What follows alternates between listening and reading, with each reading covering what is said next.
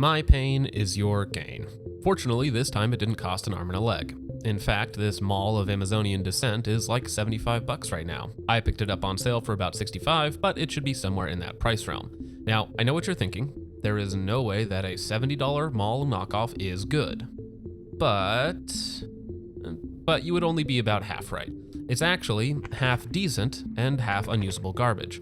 Please do not buy it if you actually want a good unit, but for a $70 toy to mess around with, it ain't that bad. Full disclosure, I paid my own money for this device and I don't have any relationship with the manufacturer. These are at least sold by Toughsoul on Amazon, and I may even be able to provide you with a direct path since it's on Amazon, so check below. Please note, it will not be an affiliate path as I don't want to be affiliated with it. However, I do need to thank a couple cool people for their help with this video. Number one is Noise Fighters for sending me 2 White Phos PVS-14s, which were used to capture all of the footage you see. Number two is Optics Force for sending me an AGM White Phos unit, which you will see me using at times. And number three is Paul from the Parts Bin, who printed me the housing for the GoPro to PVS-14 adapter, and that is what I used for all of this footage. Paths below for all of that. Now let's get started with the body. We actually have a aluminum or pot metal body, which is a win compared to the plastic body units that are destined to fail from the get-go. The body is about 4.5 inches long, and with the pick mount weighs in at less than 6 ounces. Pretty good so far. Up front we have our IR illuminator and IR laser. This is a LED based illuminator, so it is not going to be focused like a D-ball or a real MAWL, but we'll talk about raw performance a little bit later. The IR laser is zeroed via 2 Allen screws that are held in place with some Loctite. No detents, they just freely move and you pray they hold 0. Spoiler alert, they don't.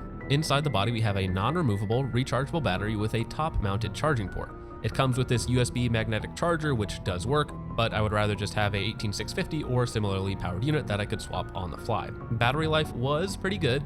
I have filmed with it quite a bit, and I never ran out of charge, but I did top it off from time to time. Other than the turrets on the laser, so far I don't hate it for 70 bucks. Now let's get to the mount.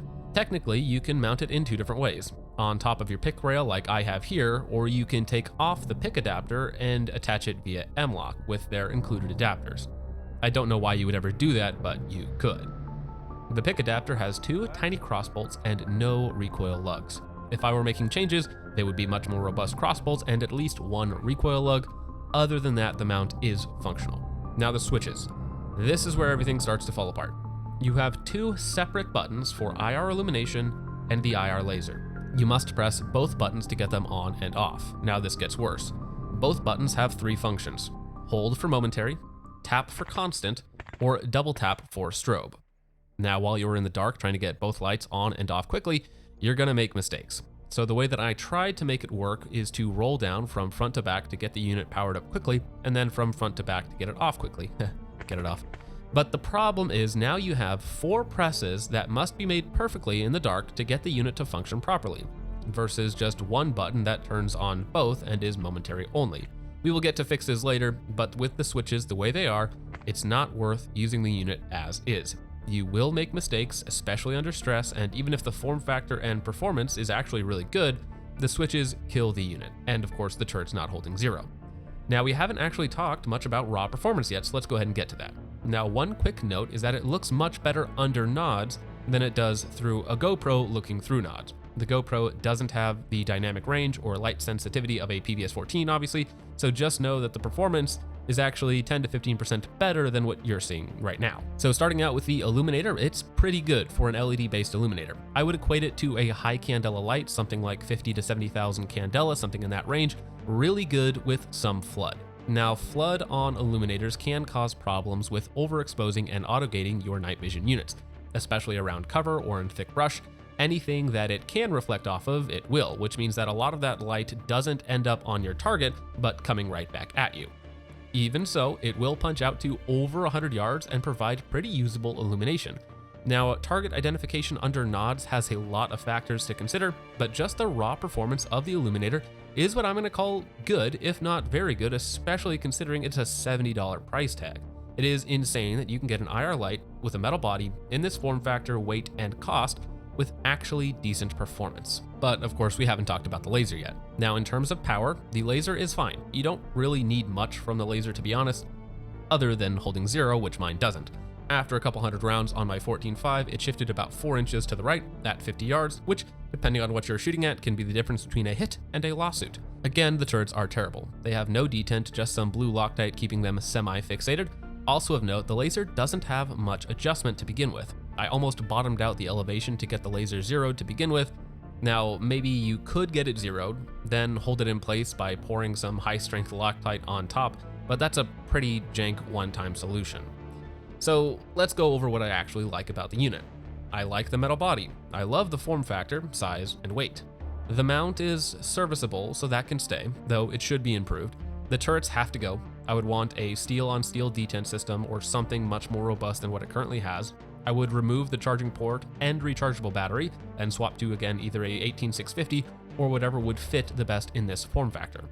Now, the switches, there's no reason to turn one on or the other.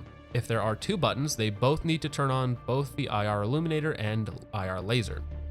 The back one could be momentary only, and the front one could be constant. Or just simplify it down to 1 button that turns the whole unit on, momentary only. For me, in the dark, I want my unit to do exactly what I want it to do when I want to do it in the simplest and most effective way, and for me, that is a simple fire button. Now, the button positioning, by virtue of being in the middle of your pick rail, is fantastic, so it's very easy to reach. All of that is good, it just needs to actually activate the things you want it to activate.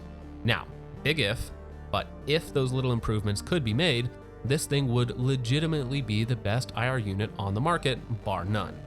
So if anyone has a contact at Toughsoul, let me know. I would like to have a word.